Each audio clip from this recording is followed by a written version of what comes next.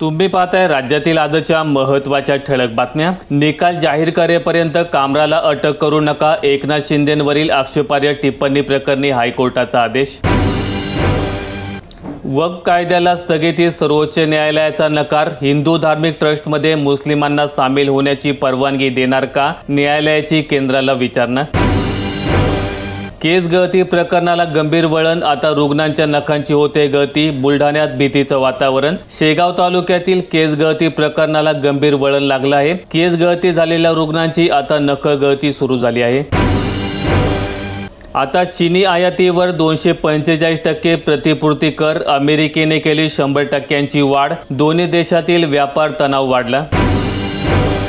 रेशनच्या प्राधान्य योजनेत सुमारे 6 लाख लाभार्थी वाढले, कोटा निश्चित। अंत्योदय योजनेसाठी एकूण शिधापत्रिका धारकांच्या संख्येत कोणताही बदल केलेला नाही।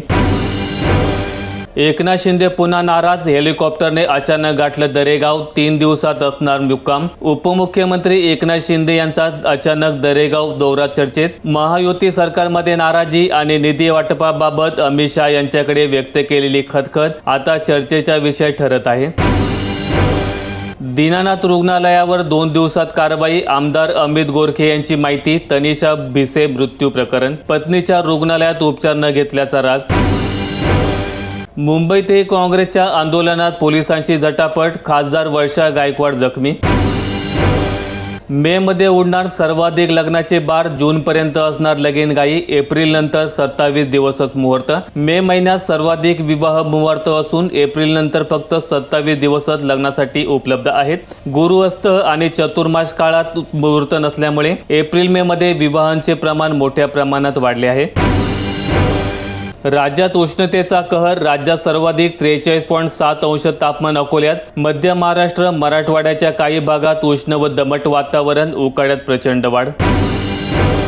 केंद्र सरकारने 35 औषधांवर घातली बंदी, वेदनाशामक, शक्तिवर्धक आणि मधुमेह विरोधीसह अनेक औषधांचा समावेश। कुत्रा चावल्याचा खटला फास्ट ट्रॅकवर चालवा आणि फाशी द्या, आमदार अमोल मिटकर यांनी केली खोचक मागणी। अजित पवारांकडून बीडमध्ये रोजगार निर्मितीला प्राधान्य, 191 कोटी खर्चून CIIT स्थापनेचा निर्णय, युवकांना मोफत प्रशिक्षण।